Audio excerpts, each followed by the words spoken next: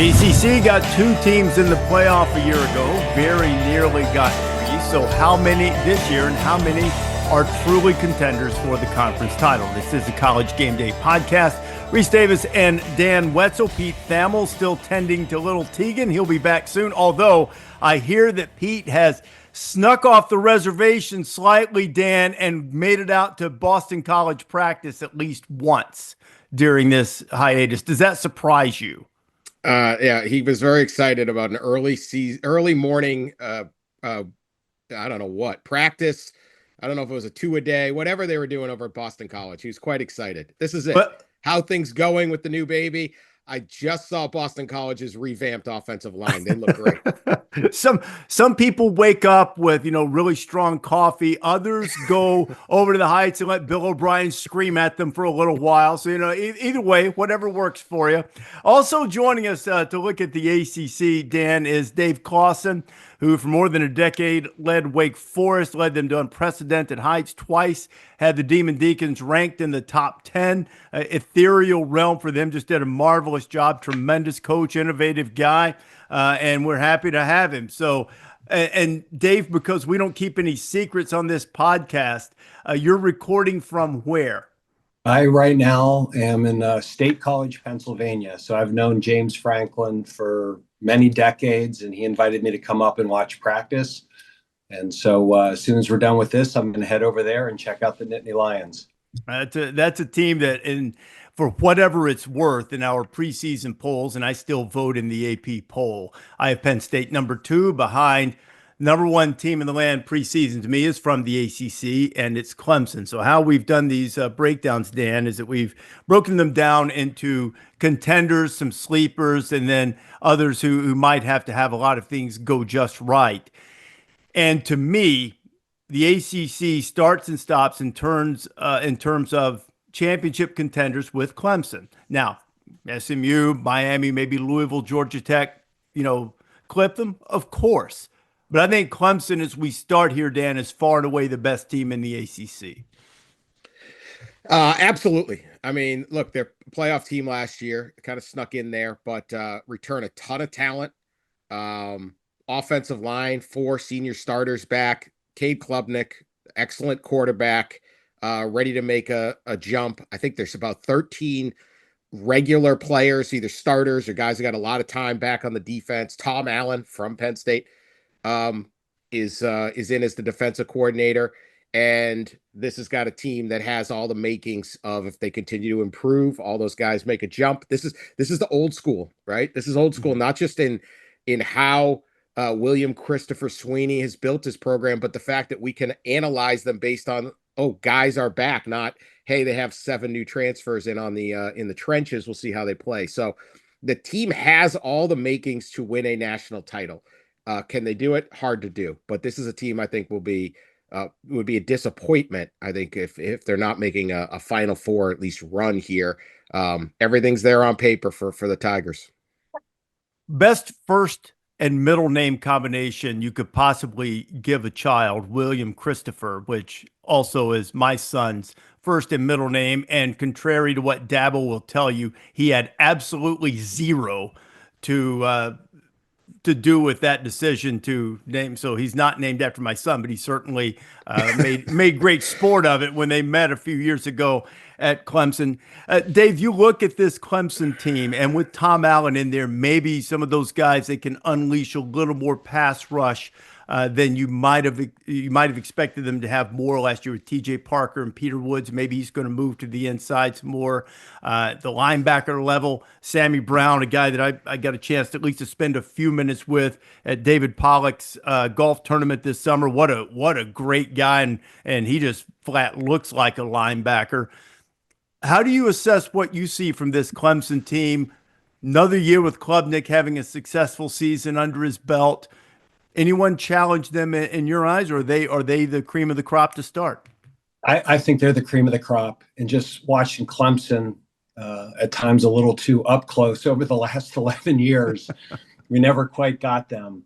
They are getting back to the offensive skill level that they had when I first got to Wake. That they had Deshaun Watson, they had really good wide receivers. And then for a while, the defense kind of carried them. But I think if you look at Klubnik and their offensive skill level, they're back to being an elite receiver group. And then a lot of people were critical of Dabo's not using the portal. But what he did is he's built such a great culture there that he's retained all of his best players. And now you add a kid like Will Height from Purdue that was very highly sought after. We recruited him out of high school and had a great career at Purdue. And now he can pick and choose and add pieces to fill in any holes. And that is one of the places I visited in the spring. And I think they have a chance to get back to the Clemson that did compete and win national championships. Those receivers you mentioned later in the year, Bryant Wesco, TJ Moore, they're going to get Tyler Brown back, who is hampered by an ankle injury. Antonio Williams back. They're adding a freshman running back and Gideon Davidson. I mean, they seem loaded. We're going to find out early when they take on LSU at home. Of course, a lot of ball to be played after that, but they'll have an opportunity to get off to a great start, and I expect great things from Clemson. I would say they're the favorites in my judgment to win the national championship and certainly to win the ACC, but that's why the games are played. If you had to pick a single team that would be the biggest threat to Clemson's dominance in the ACC, Dan, would it be the team that took them to the wire in the championship game last year, SMU? Would it be Miami? Would it be someone else? I'm going Miami Hurricanes. I know take a knee, but there's some moments where some bumps in the road, some things happen, but we're moving on. As Coach Belichick would say, we're on to the next week. We're on to Cincinnati. Look, losing Cam Ward, you lose the number 1 draft pick in the NFL, quarterback, not easy. But you bring in Carson Beck, who has certainly had moments where he's looked like he could be the number 1 pick in the draft. And can he do that? The program, to me, continues to add talent all over the field. And I think at some point, this is what Mario Cristobal does really well, is build rosters, get players. Miami does a great job of getting players. It's all aligned there. There's a ton of talent in Coral Gables. And is there enough there to beat Clemson and win this league? I think they're the bigger threat if they can get it all in order. They've got the roster, the talent level to compete with Clemson. Dave, what does it take for a quarterback? Fairly or unfairly, because of a lot of the off the field stuff, the girlfriend, the Lamborghini, all of the stuff with Carson Beck, there are some questions about him. When a quarterback comes in late in the process and pretty much, if Miami is going to contend, he's got to play up to his talent level, but you got to win the guys. What does he got to do? Well, he's winning the guys with what he did in the summer and what he's doing during camp. I mean, that doesn't happen during the season. That has to happen in the off season. I think the one thing Miami does a great job of is, they've had a plug and play quarterback a year ago. And so their coordinator has had to simplify their system, and the Miami system is geared to be very quarterback friendly. And they have enough offensive skill that if they can just distribute the football, they're going to be in good shape. Their problems last year weren't on that side of the ball. Mm-hmm. Their offense did not prevent them from being in the ACC championship game. And that's where Mario's moved to go out and get Corey Heatherman from Minnesota. And they played really good defense at Minnesota under PJ Fleck. To me, that's as key to any acquisition as they had player-wise, is how quickly does that defense come together? Let me say this, Rece. A Lamborghini and a Miami girlfriend, those are good questions to have to answer. I was not casting aspersions at that part of the decision. I'm just saying, the one thing, and look, I'm not trying to get on Carson Beck. I mean, he's a really talented guy. He's coming off an injury, and maybe is just as simple as they had to rally around the guy. But the way the Georgia bench reacted when Gunnar Stockton went into the Texas game, certainly not that they were, happy to see their quarterback hurt. I'm not suggesting that, but that was why I asked Dave the question about winning over the team. Yeah. Is that you can tell when they're pulling pull him with the guy. They had a lot of drops last year, which, certainly can lead to frustration for the quarterback. And, it's not Carson's fault if he hits a guy between the numbers and he can't hold the ball.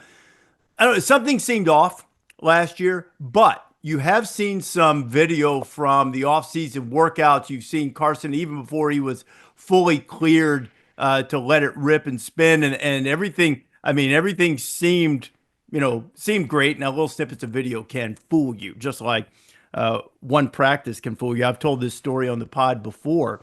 As we talk ACC, I called the game for Jameis Winston's first game. It was Florida State at Pittsburgh. Jameis threw 27 passes that night. Not one hit the ground. 2 were caught. 1 was caught with the receiver out of bounds on the sideline, and 1 was caught in the end zone with the receiver out of the back of the end zone. The other 25 were complete to Florida State players. Going into that game, Jimbo had told us, hey, you may see Jacob Coker. And in fact, in the one practice that one of my booth analysts, where he went to Florida State practice, Jesse Palmer went down, and Jameis got kicked out of practice early, and Coker was spinning the magic bean all over the field. And Jesse said, hey, and because of what Jimbo had said, Jesse said, hey, don't know, Jameis, highly touted, terrific player, but don't be surprised. Don't be surprised if things don't go well if Jacob Coker comes into the game. So you can certainly get fooled by practice, a single practice. You can certainly get fooled by little pieces of video. But it seemed as if Carson had assimilated himself. And if he does, and if he has, then Miami's dangerous. You believe in SMU, Dan?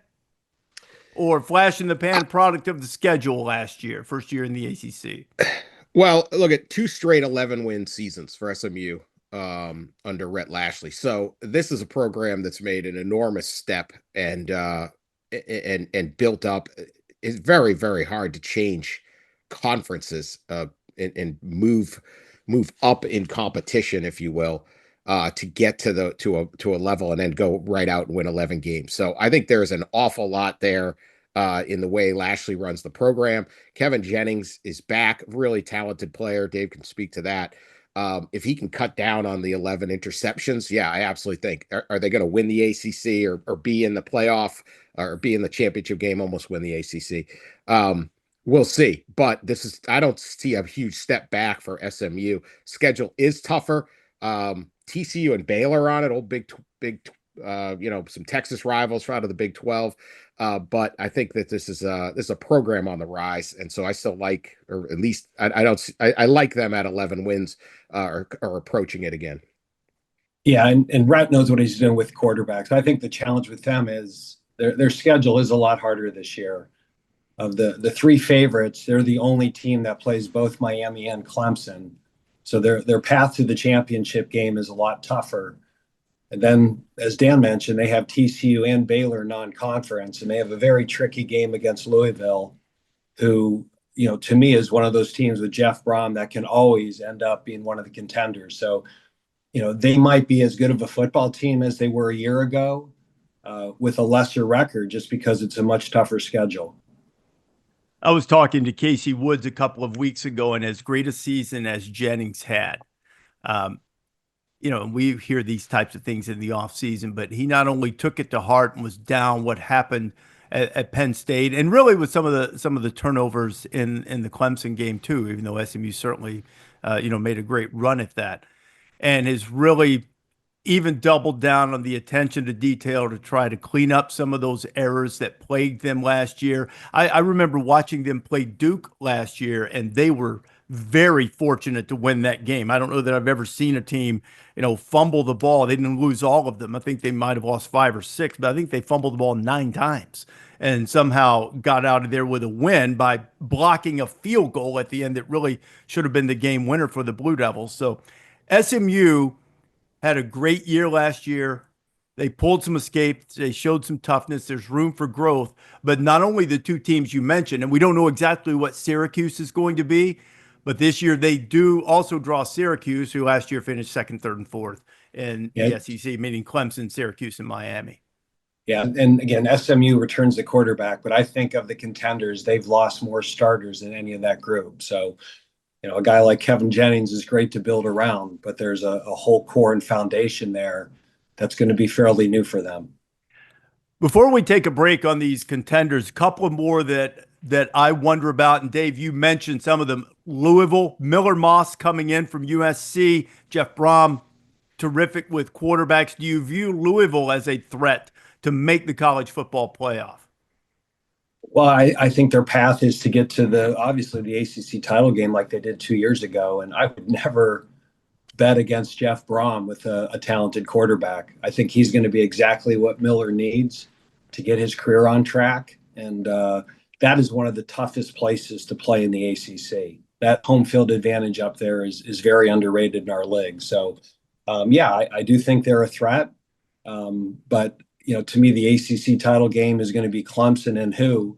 And I would put them maybe right below Miami and SMU as a team that could get there.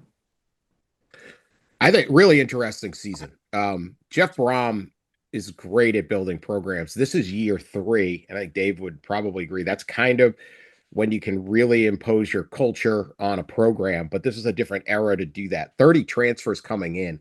So I think a lot of this is going to be scouting, not just in talent, but in fit. But if the cards start playing like a Jeff Brom program we expect out of it, absolute contender. They get Clemson visiting Louisville late in the season. I think that would be could be a very critical game in this deal. So I don't know how to evaluate 30 transfers. I'm not going to tell you. I've been watching all the tape, but maybe even the coaches don't. But if I trust Jeff Brom did, and so I think they're going to have they have a very good running attack. There's a lot there.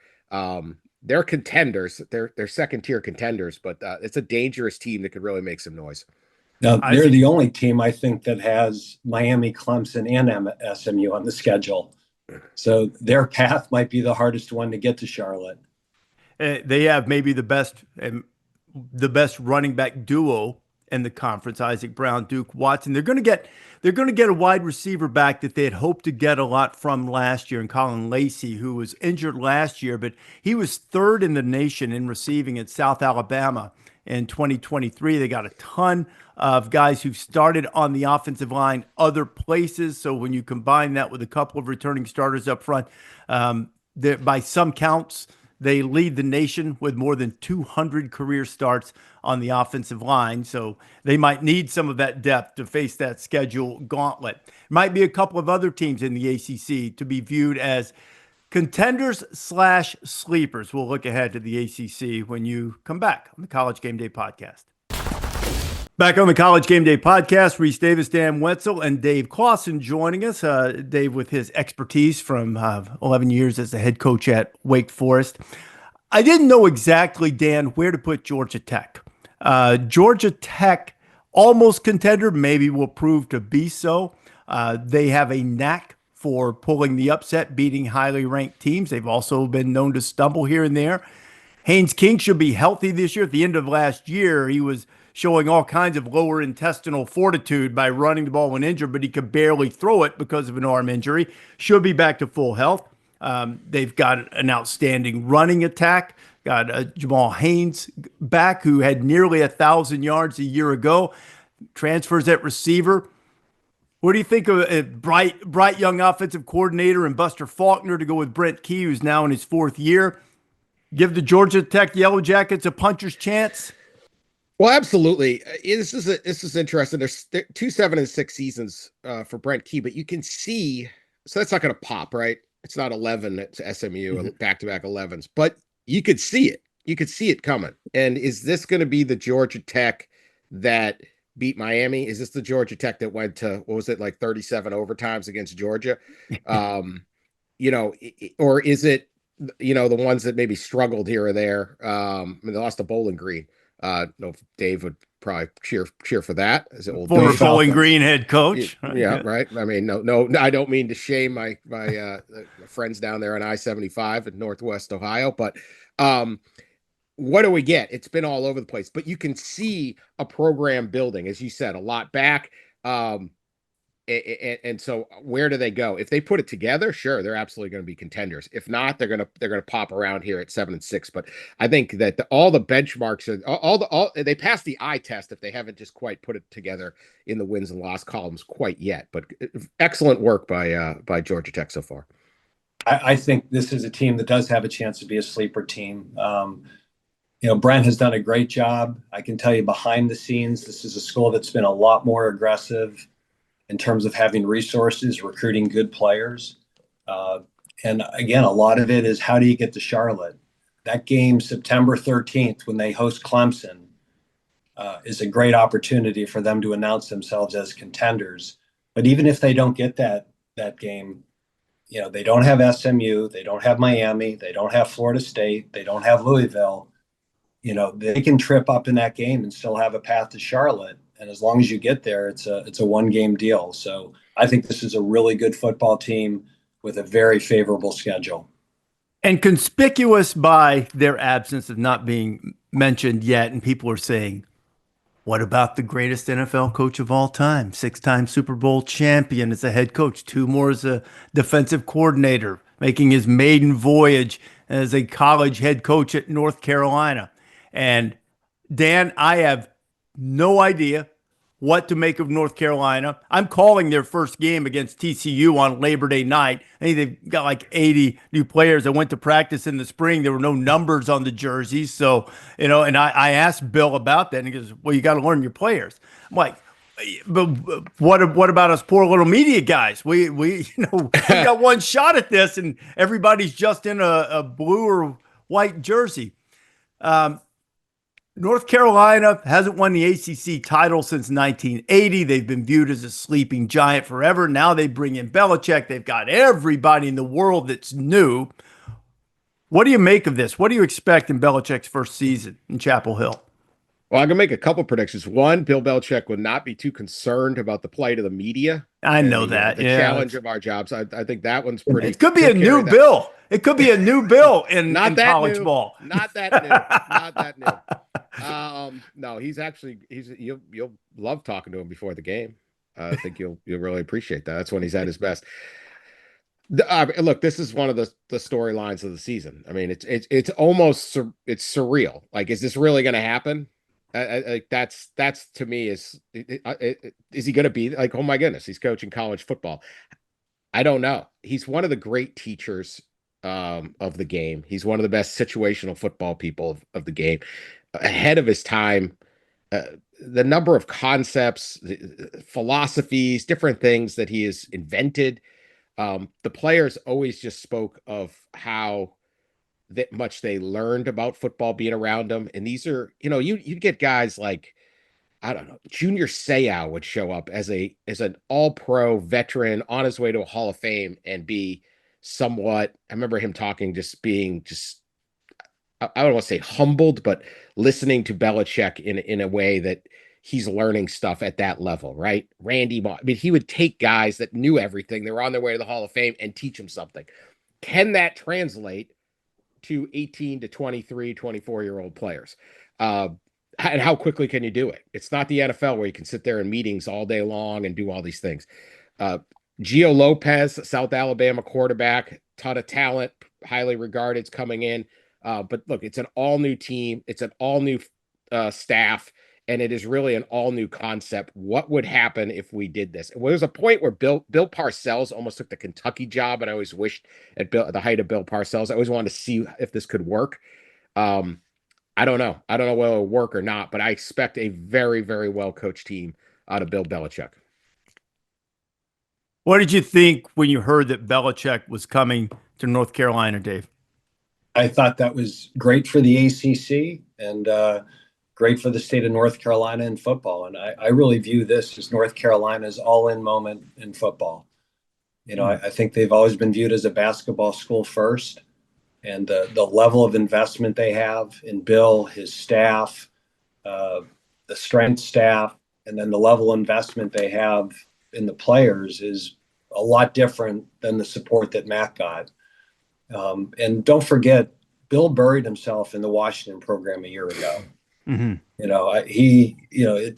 I would not underestimate his ability to adapt He's arguably the greatest NFL football coach ever. And, again, I keep going back to this, but they have talent. They're going to be well coached, and they have an extremely favorable schedule. Most of our listeners would know this, but Steve Belichick, who is the defensive coordinator at North Carolina now, had that role at Washington a year ago, and Belichick was around Jed Fish's program, as Dave alluded to, for much of last year. So he's not learning every single little nuance stone cold as he goes into his first year as the head coach at North Carolina. Guys, before Can I add one more thing, Rece? Yeah, Can I add one more thing do. about Belichick? Please do. Belichick is often at his best when he feels, I don't know if the word's quite under attack, but slighted. He loves some feuds, particularly with the league office. He used to fight with the NFL and the league office and the refs and this and that. And look out, Jim Phillips. Look out, Jim Phillips. He's just, Jim Phillips is going to get it. Don't find him. But I would say this. The whole bit about, he's got the girlfriend, he's got what is she controlling his life? All of these questions with Jordan Hudson. Bill Belichick, he's not being controlled by anybody. He's Bill Belichick, okay? Right. But the idea, this whole just comedy, right? You talk to people. He's in the office at 6 a.m. It's nothing's going on. But you give him a little of that headwind. And I know it has nothing to do with anyone else. That might be one of the better things to happen to Bill Belichick, because he's coming in a little bit under, a little under duress, under assault, taking barbs instead of just everyone being like, "This is great, he's here."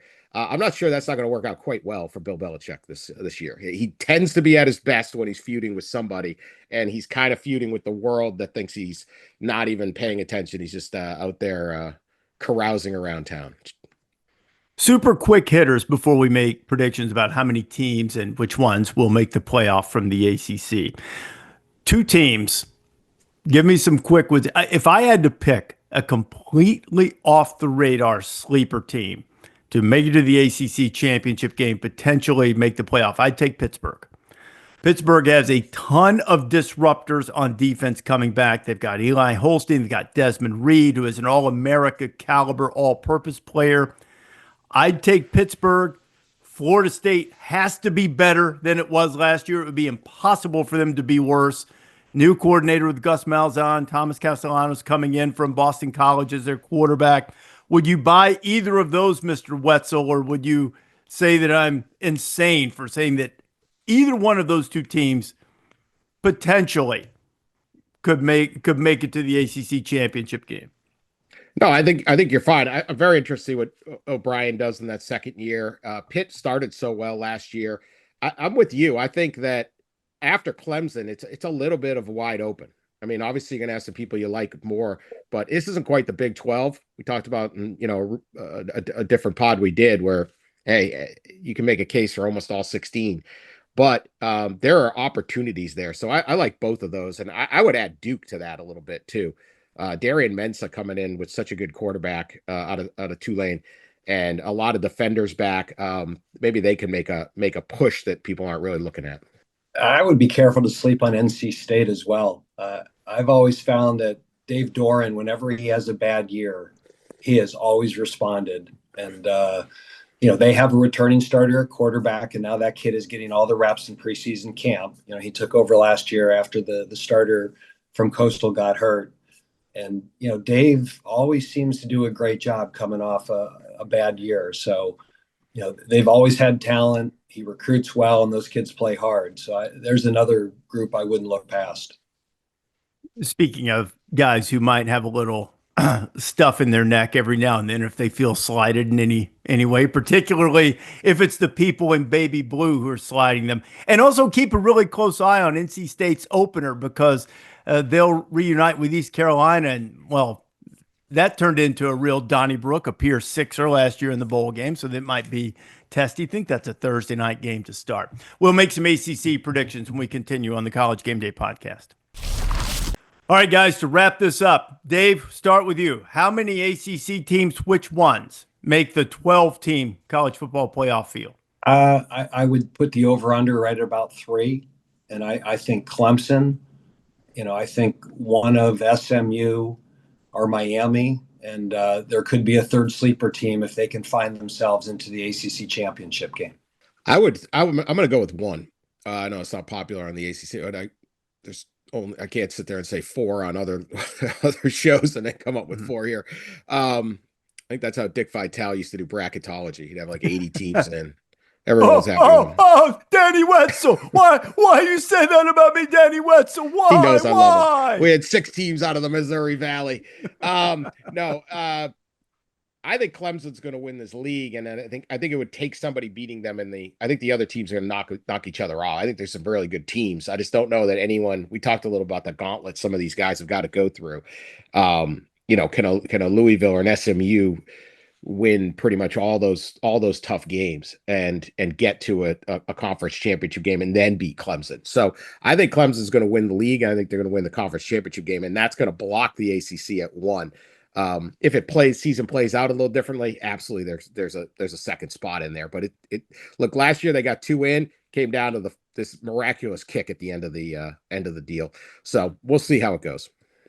I'm going to say 1, Clemson, but first Sunday night of the season, Miami, Notre Dame. If Miami wins that game, I'll say 2. I'll say that the Hurricanes become the second one, and you will have a few that are on the periphery that are being evaluated on selection day. I think those teams will be Louisville, and I think Pittsburgh will be one of them, close enough to at least be evaluated on selection day. I say it's 1, unless the Hurricanes can knock off the Fighting Irish early, and then I'll say it's 2, and Miami would get that second bid. Guys, this has been fun. The ACC will be wide open as usual, I'm sure. They've been touting their success, and now maybe the standard bearer is back to lead the way, as Clemson will start the season highly ranked, open against LSU, and have an opportunity to make a statement for the conference. Continuing on College Game Day podcast, Dan, you mentioned one of the teams that you felt like might be a sleeper in the ACC, and you talked about Duke and the big money deal that they swung for Darian Mensah to get him from Tulane, and this coming right after Malik Murphy had set some quarterback records, single-season quarterback records at Duke after transferring from Texas. They felt like maybe he wasn't progressing in some areas as quickly as they would have liked, and they decided to pursue Mensah instead. So they're putting a lot of eggs in that basket, but they have a lot of difference makers on defense. Manny Diaz's defense are typically disruptive ones. They get a bunch of tackles for loss. They force turnovers. I agree with you. I think I can see a world in which Duke has a really good season, coming off a 9-win campaign. Early game against Illinois. Then they go to Tulane, which ought to be really fun for Mensah, I'm sure. Probably, but this is a group that led the ACC in sacks last year. They've got some of those guys coming back. I think Duke could have a really good year. 17 of their defenders are really experienced, over 200 snaps. So they bring a lot back. Offensive line looks good. Again, you're adding a very talented quarterback. And some decent receivers. Like they brought in Andrell Anthony from Oklahoma. You're going to bring him in. So there's a lot there. They went 6-1 in 1-score games last year, and I think we've talked about this on others. That's either a sign of a great team that knows how to win and pull things out, or there is a return to mean. Much like when I hit 3 straight putts in a golf round, the 3-putt is coming. So that's really the question. Is this a team that was, 9-4, or were they really like a 7-6 team that caught a couple breaks? I don't know, but I like where the program is headed. And Dave, you could talk about it. I mean, Duke being so committed that they would go out and spend the money to get arguably the most coveted quarterback, or one of the top few. That must not have been the case for all 11 years you were at Wake Forest. No, I mean, and it really started with Mike Elko. Mike came from Texas A&M and knew what a football investment looked like, and I think sold Duke on it. And Manny's been the beneficiary of that as well. But I'll tell you this: when Duke signed the quarterback, that was eye-opening to everybody in college football. That okay, they are all in, and Duke is really, really good in the D-line and the secondary. And those are 2 positions to be good at, because if you can hold up on the back end it allows you to sack the quarterback because kids don't get open right away. And they have one of the best D lines in the ACC, and they have one of the best secondaries. And that's always been Manny's staple. Now you add a quarterback like Mensa, and now you're going to stay in games with that defense. If he can make a few more plays, I don't think that one score game win ratio is going to be an aberration. I think that's how they play, and now they have a quarterback that can get them over the top. And one of those secondary guys that they're counting on, Terry Moore, hurt a knee, is going to miss part of the season. I think Manny just updated his status. He's not going to be ready for the early part of the year, but they're hoping to get him back later on. It's one of the interesting things about, look, nobody ever wants to have a guy injured. But I was in South Bend a couple of weeks ago, and Marcus Freeman, has had a couple of guys hurt. And he was talking about the length of the season from a year ago and how it sort of altered his perspective when you have a guy injured. And, court stipulating you don't want that to happen. But when it does, two things happen. One, the obvious, someone has to play, you get reps for them. And then the other is you get a mid to late season reinforcement who is really fresh and doesn't have all of that mileage on them. So, in addition to those guys, if Duke hopefully gets Terry Moore to join Chandler Rivers in the secondary and be back, it can be a boost for them in the latter part of the season. Have you ever in your entire life seen a meltdown like Florida State's last year? I know I haven't. I went to Dublin for the Georgia Tech game a year ago, and on the way over there, I was thinking, you know what? Florida State a little disappointed what happened in the playoff. Tech kind of sneaky. They might get them. I went to both practices and then walked out of there a couple of days before after looking at Florida State on the proverbial hoof, as the scouts like to say, and thought, no way.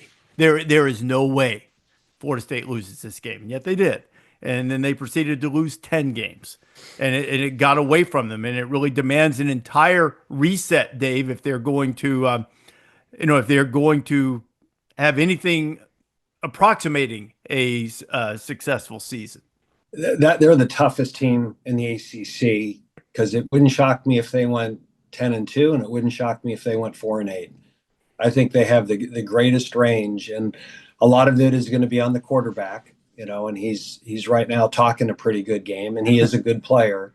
But they basically had a whole program reset. You bring in Gus Malzahn, you make a change with your defensive coordinator. And again, they've always had resources and they've always had players. But when something like that happens, clearly there were problems in the locker room, because you just don't go from 13 wins to 2 wins because you're that much less talented. I don't want to keep talking about my golf game, but I have seen collapses like Florida State. What is your handicap? What is your handicap, Dan? Not good enough. My short game is my handicap. No, I'm not a good golfer. That's the problem, Rece. I just make golf jokes and find the beer cart. I'm good around the beer cart. Nothing. This program. I think all you can do is laugh if you're a Seminole fan. You couldn't catch a break ever since the playoff snub. I mean, maybe when Jordan Travis got hurt, you just haven't caught a break. Everything has gone wrong.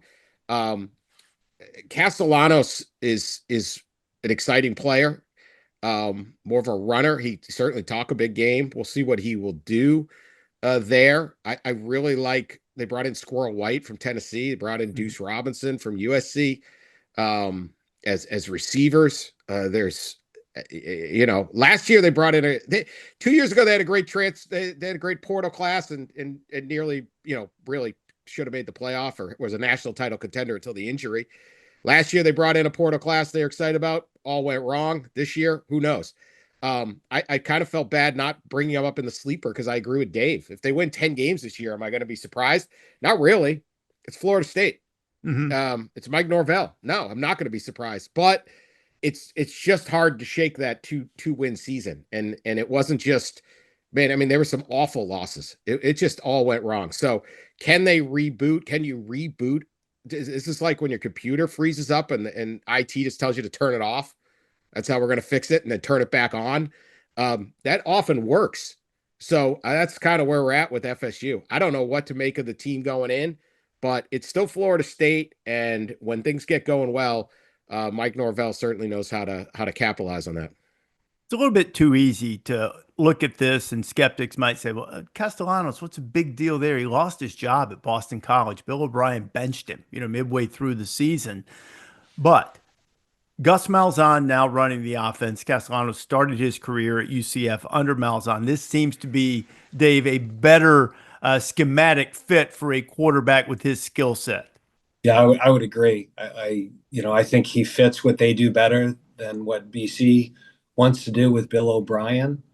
And, you've seen it a lot of times. Just sometimes a fresh start for a quarterback does wonders. And I think that's going to be a lot of cases in the ACC, whether it's Miller Moss at Louisville or Castellanos at Florida State. The staffs and the coordinators that can reset these quarterbacks the best are going to be the teams that surprise. And the ones that don't are going to ones that are going to be disappointed. So Florida State, they open with Alabama. I'm sure that's something that the Seminole fans have thirsted for since that fateful day, selection day, with Jordan Travis hurt and Alabama pulling the upset of Georgia in the SEC championship game and getting that last playoff spot as opposed to the undefeated Seminoles. They'd like to. Different players, different coaches, different schemes, but the same fan bases. They'd love to make a statement on that opening Saturday afternoon on August 30th. Dave, you mentioned North Carolina State. Coming off a 6-7 season, Doran's got a couple of new coordinators this year as well. They've had to work the portal a little bit. They were kind of middle of the road in virtually every statistical category last year. What gives you cause for optimism with the Wolfpack? Well, if we did this podcast a year ago, they would have been everybody's surprise team to make the playoffs. They were a year ago, had everybody back. They got the quarterback from Coastal Carolina. They had all their starters back, and they were kind of a preseason playoff pick, and it just went wrong. And so, they lose Tony Gibson, who gets the head job at Marshall, but they replace him with a guy that runs a similar system. They have a new offensive coordinator, but it's Kurt Roper, who's been on the staff for many years. And Dave has always wanted to win on defense in the kicking game and run the football. Kurt comes from the David Cutcliffe school of being more balanced on offense. And if they can run the football better, and now they have a returning starter at quarterback, again, I just think Dave is a really good coach. And if you look at him, anytime he comes off a bad year like 2019, that they were 3-9, boy, they always respond the next year. And again, I just think, they have the one receiver, Noah, who's a good player. And I just think that was a team that underachieved a year ago. And I would bet for them to overachieve this year. Noah Rogers transferred from Ohio State, I believe, transferred a couple of years ago from Ohio State, Dan. Yep. Yeah. And I'm excited about CJ Bailey, their quarterback. Dual threat, had a kind of a maybe under the radar, really nice first year as a starter. And if he continues to make gains, I think he's going to be one of the most exciting players in the league, and he could become a guy everybody knows his name by the end of the season. We have not mentioned a team that won 10 games last year, and that's largely because everybody's gone, it seems. But Fran Brown had a remarkable first season as a head coach at Syracuse. They had brought Kyle McCord in from Ohio State. He threw from 1 billion yards, and led the nation, I believe.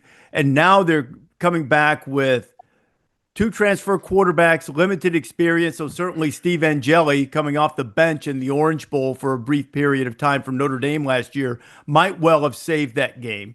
They've got a running back in Will Nixon coming in to replace LaQuint Allen. Will was going to play a lot last year. He got hurt. His dad, Jeff's the offensive coordinator there. Lost a bunch of offensive line starters. Don't have a ton of guys back on defense, though. Deuce Chestnut is back. I think Syracuse can follow up. They open against Tennessee, so they'll be checked early, and they also have a September trip to Clemson. So a whole lot of orange and a whole lot of oil checking going on early for Syracuse. What do you make of them, Dave? I think Fran Brown last year did a great job, and Kyle McCord from Ohio State. But they only have 8 starters back. They only have 2 on offense. And again, they open at Tennessee neutral site, and they are at Notre Dame, at Clemson, at SMU, at Georgia Tech, at Miami. Their schedule completely flips on them. And I would say if he can just get them to a bowl game this year, that's going to be a heck of a coaching job by Fran Brown and his staff. And he doesn't want to hear that. And I know he doesn't shower after he loses games. So I hope for the body odor of the Syracuse staff room, they can win a little bit more than that. But I think this is, this is going to be a little bit of a transitional year for the Orange. There's a lot of long flights back from those road trips up to central New York. And we hope the shower gets used a little bit for everyone's sake. But that schedule is really what I think holds back. One of the toughest schedules in the country. That many road games is just crazy against that level of elite competition. Fran Brown, though, one of the hottest coaches in the country. I mean, revigorated this program. They're recruiting at a high level. They've got a 5-star committed for, I think, the 3rd time in program history. Just a huge personality. I see a great future for Fran Brown in Syracuse. This may not be the year. It's a heavy lift this year. Let's put it that way. Dave ran down the road trips and the schedule, or Dave did. Dan, I want to give you a chance. Look at the schedule. What's the longest stretch this season that Fran Brown will go without showering? Now, look, I think probably that his family and his staff will say, look, coach, we've got to turn the page on the loss here. But if, in fact, he really did go the entire time without showering, how long? What would the longest stretch without a shower hygiene go? Without a shower. Okay, now this is really what you brought me on the show for, Rece. I feel like they're going to get Colgate on the 12th, and so let's say he showers the morning of the 20th at a hotel room somewhere before in Clemson, right? Anderson, South Carolina, or something. Okay, I would use double rinse, Fran, because you're going to have to play at Clemson. First off, there's a physical toll that takes playing Clemson. Duke shows up, then you're at SMU, and then Pitt comes. You're going to hope you're showering the night of October 18th. That's nearly a month later, and you're hoping. If that doesn't go down, then you got to go to Georgia Tech, and now Belichick showing up on Halloween. I mean, I'm guessing Pitt is going to be a really big day for the personal hygiene of the Brown family. Let's just put it that way. That's a big swing day in the season. If you were setting the over/under for number of showers for the season, and I set it at 5.5, how many showers? Post-game shower? Does he shower? Does he not shower during the week? Does he hold? I think he caves at some point. I think it was like a 24-hour thing or something. I think he caves. But isn't that right, Dave? He caves at some point, but just for podcast fun. Let's say he didn't. Just for fun. I think you'd have to ask. He caves at some point. Have to ask the person that sits next to him in the staff room. I don't know. I mean, I would say, well, I think if you then win, okay, let's say you're denied showers, you then were allowed to shower. You'd probably take many showers, right? You'd take like a couple a day, just because you'd be so excited. So you take a warm shower for granted. But yeah, 5. Look. They can beat UConn. They can beat Colgate. Pitt, Georgia Tech, NC, UNC are pretty much toss-ups. And then the end of the season is not looking good until you get BC. So at least Thanksgiving weekend can end well when BC visits. Maybe you can get that one. So yeah, I'd say 5 post-game showers this year. What's the weirdest thing you did as a coach, Dave, that you've extricated yourself from in your post-coaching life now? Well, there was a stretch that, if we were on a winning streak, I was going to wear the same underwear, for every game. And it got to a point that I had boxer shorts that I didn't even know where to put my legs anymore. There were so many holes in there. So you and Danny Hurley. Danny Hurley's like that. Yeah, so there was a time when I was at, Richmond, that we got on a pretty good run and a pretty good streak. And, back then I couldn't afford new underwear anyways. So a convenient excuse to keep wearing the same pair. Lucky underwear. Lucky underwear. Yeah. I have no comment on that. Yeah, this is one thing I don't ask coaches. When was the last time you changed your underwear, coach? Well, you Now, have to ask. Sometimes you Fran, I have would to ask wash it, her. but- Sometimes you have to ask Hurley that, Dan, because you get these great, you get these great Hurley, stories. This is not a well-adjusted human being. Hell of a coach, but yeah, I mean, it works for him. Whatever works for you guys. We have to find out what works for Virginia Tech, Dan. They were a little bit disappointing last year. Finished 500 in the conference, a game under overall. They've got Kyron Drones back. He was really hampered. A lot of injuries last year that he tried to play through. He had a little bit of a knee problem, turf toe, stress fracture, number of things. They've brought in some transfers, but they lose Bashal Tootin, who was an explosive guy for them. A new offensive coordinator. Get a little bit more of that hokey magic going in Blacksburg?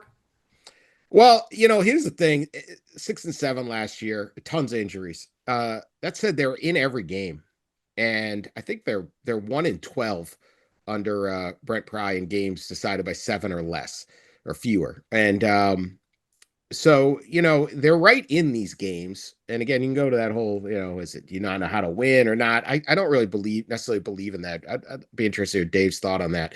But the program it's not as bad as it looks. The record isn't necessarily symbolic of how competitive they were a year ago. And so if they can stay healthy, win a couple of those games, then Virginia Tech will have a good season.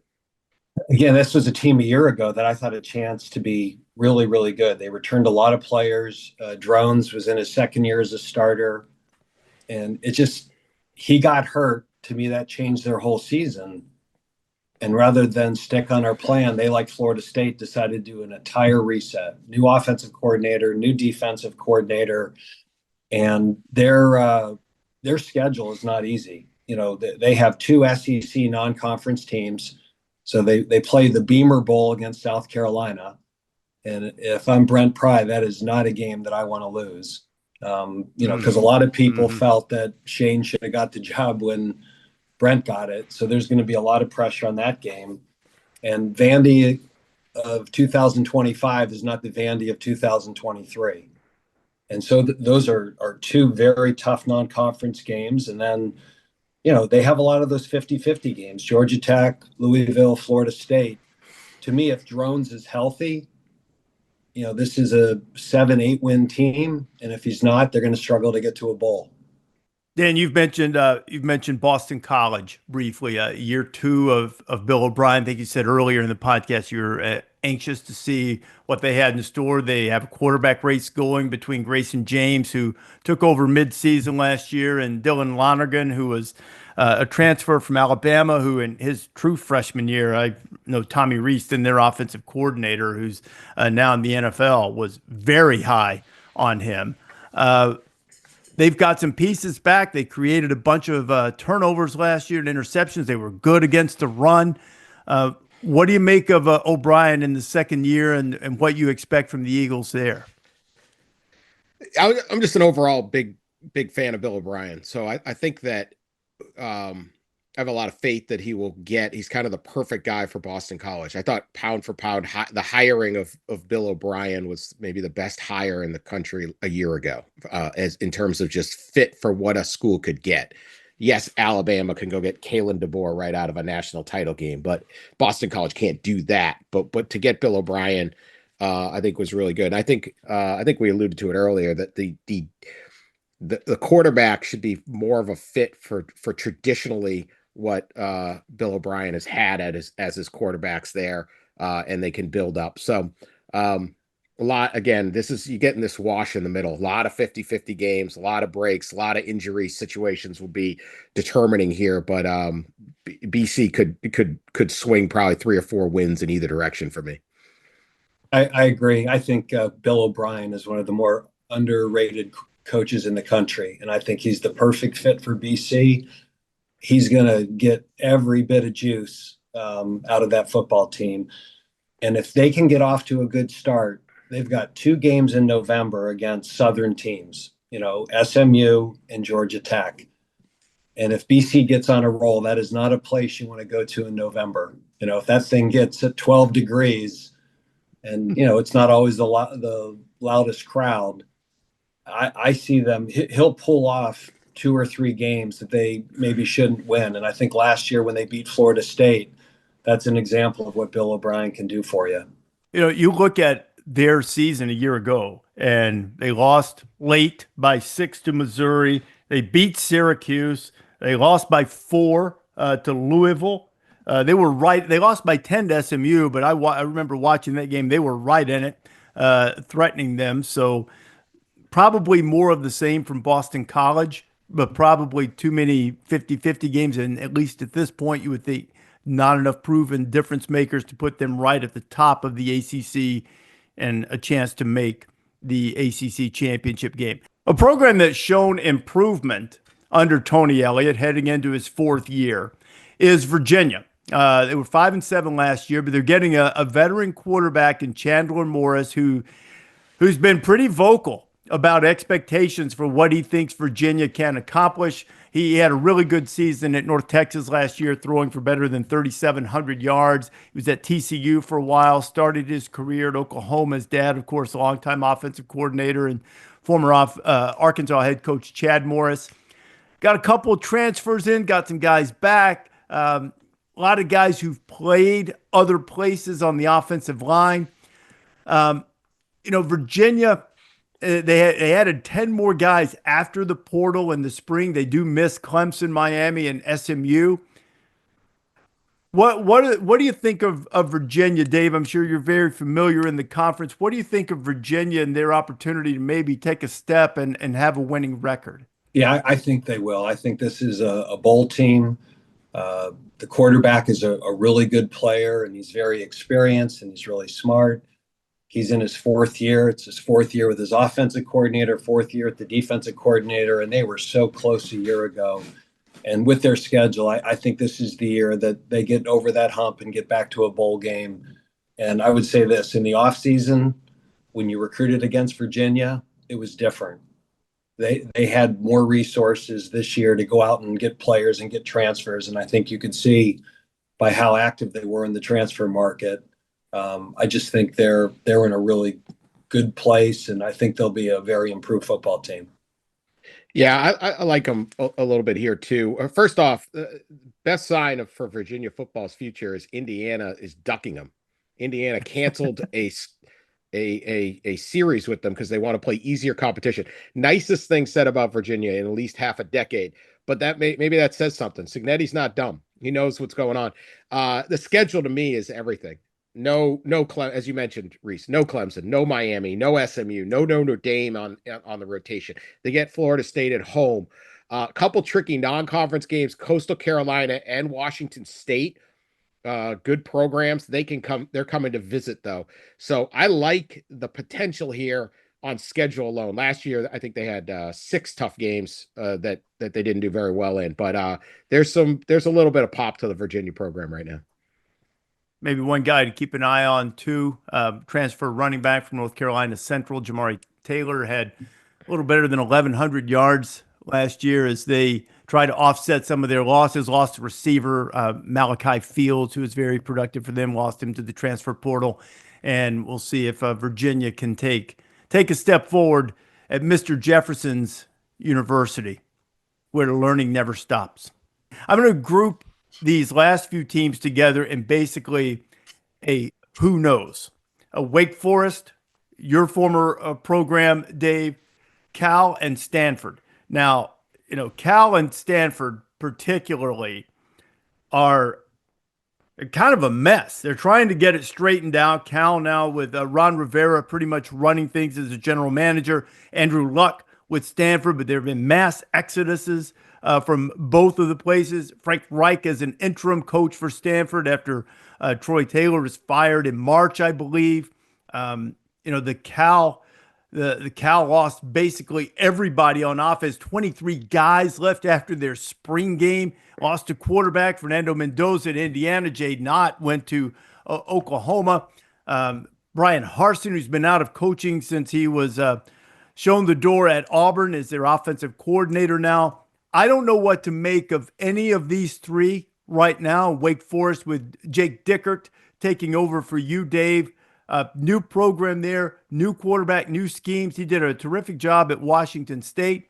These are three teams that I don't really know what to make of them, although honesty is going to compel me to say that right now, if you had to ask me, I think Cal and Stanford might be really, really bad.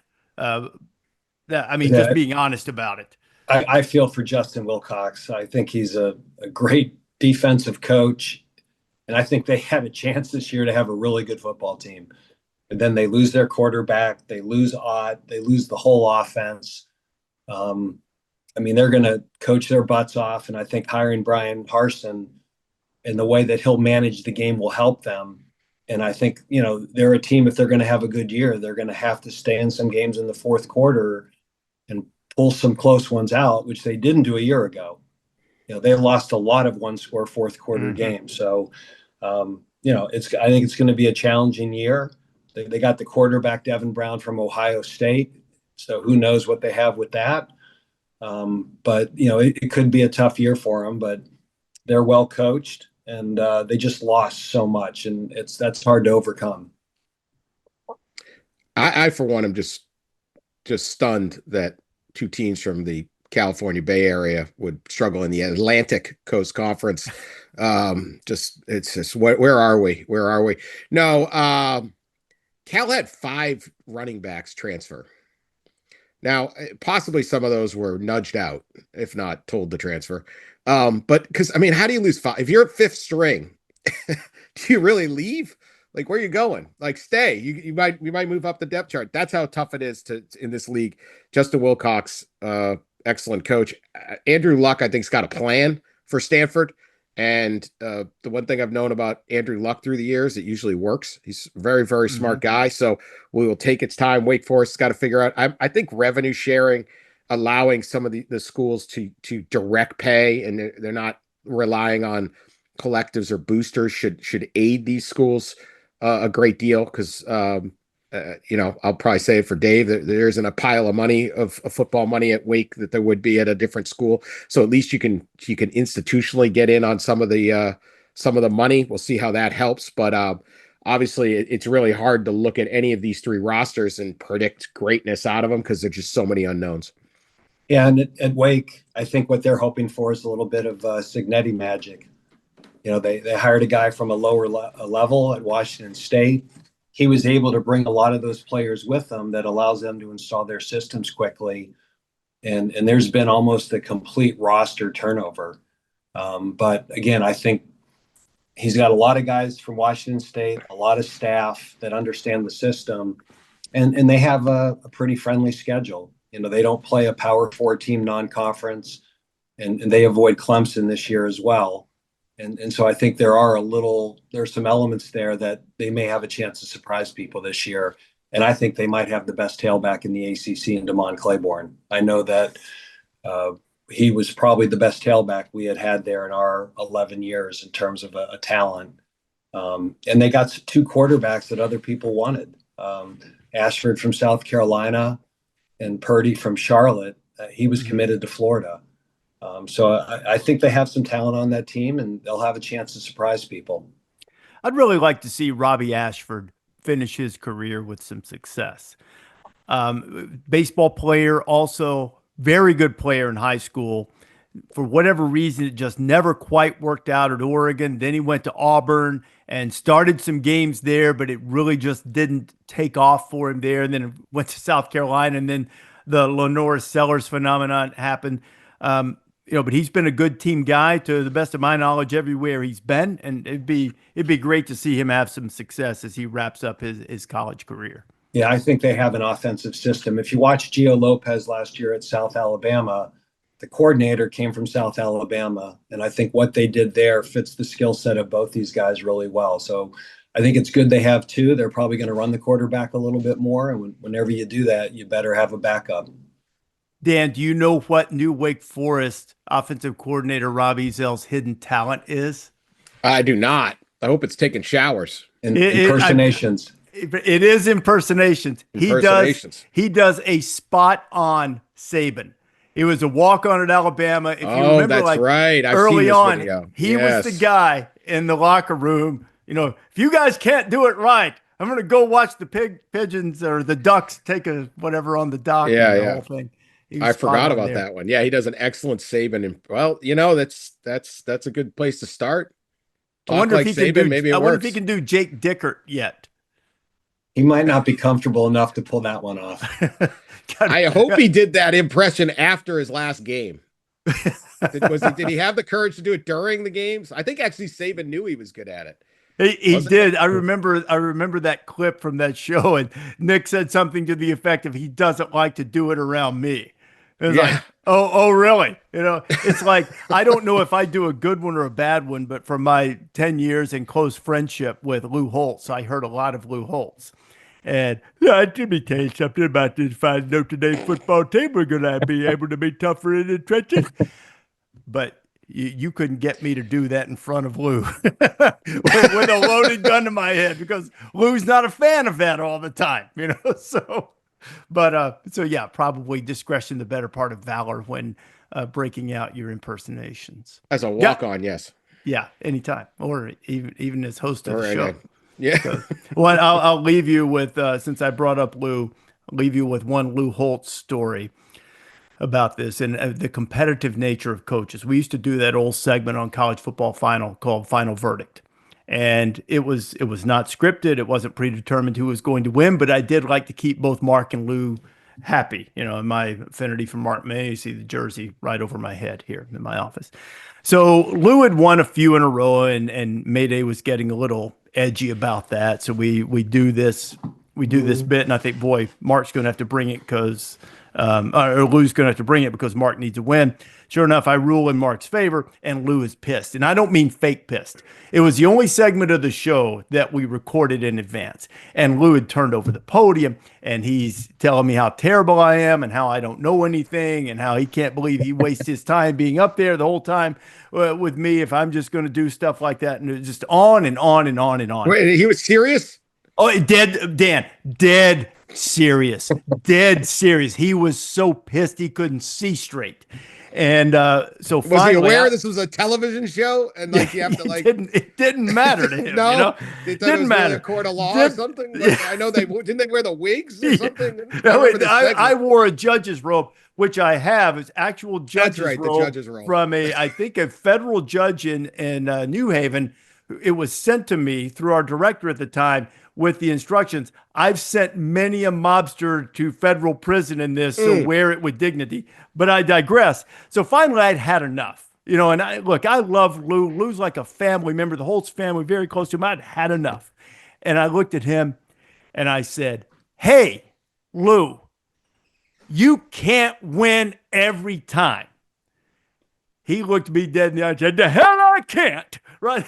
And stormed out. Doesn't say that in the rule book. Doesn't say that in the rule book. Doesn't say in the rule book. But anyway. Wow. So I don't know how we got off. You should have filmed that. I had no idea that. I mean, you know, didn't know there's such drama. It's hard being a judge. You're a hanging judge. You're a hanging judge. Yeah. He was going for the appellate court. That's right. That's right. It was a good time. I actually ran into Skip Holtz in New York City last week. So it was great to see them as well. So we've waltzed down memory lane enough. Dave, great to have you with us. Wish you luck. You did such a fantastic job at Wake Forest, always and other Bowling Green, everywhere, Richmond, everywhere you were in your whole career. Congratulate you on that. And glad to have you dipping a toe into this side of things with us as well. It's great to have you with us. Well, thanks. Replacing Pete, I feel bad. I didn't know who the fifth string left guard for BC was, but there was some other insight here. Dare to dream. Dare to dream. You got, you just got to. Oh, man. Thamel Texan said, "I kind of feel guilty about missing these pods." I'm like, "Pete, you're good, pal. Enjoy the baby. Yeah. Sneak off to see Bill O'Brien. You know."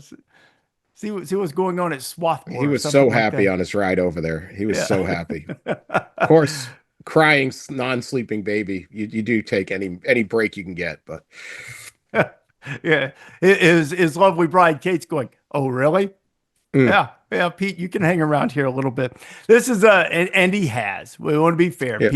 Pete has jumped right in. He's doing what he's supposed to do. Thanks. Do for we know listening. that? Do we really know that? Do we know that? I'm trying to protect Pete. According to Pete, sources say Pete Thamel's been doing a great job. That's right. Sometimes your sources, sometimes as you know, I know it never happens to you. Sometimes your sources will play you, but my sources tell me that he's more than carrying his weight. I learned at the Chicago Tribune long ago. If your mother says she loves you, get a second source. So sometimes Pete's sources is how I found out I was losing a coach. Okay, let's leave on that one. What's the best Pete Thamel broke news to you story? Oh, I think he once told me that my second defensive GA was getting a full-time job in an FCS school. So those are his sources. So when Dan on his old podcast, sources and guardrails. Yeah, those are it. Big jokes, big joke lines. Guardrails. We need guardrails. Well, that's what college sports needs, Dan. Haven't you heard? Guardrails. There's nothing in college athletic administrators love more than parlance. They love their phrases and their and then their acronyms, right? Which is why we have a 4-4-4-2-2-1-3 playoff plan. Thank you. Really easy. But out of nowhere, guardrails started getting repeated. Like if there was a Google search or whatever, one of those AI things, number of times guardrails was used, and then it would just spike. It was like in 1 month, everyone was talking guardrails. The other thing, and Dave, since you're out of the game, hopefully you won't take offense to this. And I kind of went off on this a few weeks ago. All I heard from the ADs and the coaches throughout the whole thing waiting on the House settlement, we just don't know the rules. Tell us what the rules are. We'll follow the rules. If we just had some rules, we'll break the rules. We'll do the rules. Just tell us what to do. We'll do it. We'll follow them all. And immediately, I mean, in a nanosecond, there are people in the back door in gray areas. And, well, that's not against the rules. Well, I can do that over there. Well, he might be doing this. I'd better do that. Yeah. Because you know why? Because they didn't have guardrails, Dan. Guardrails. Details. Wild West. I love a good Western, so I'm good with it. Yeah, when they're waiting on rules and guardrails, that's a hope and a prayer. I don't think that's ever going to get answered. No. That could be a whole different podcast. Thanks for listening to the College Game Day podcast. Subscribe to never miss a single episode or download wherever you prefer to get your podcast.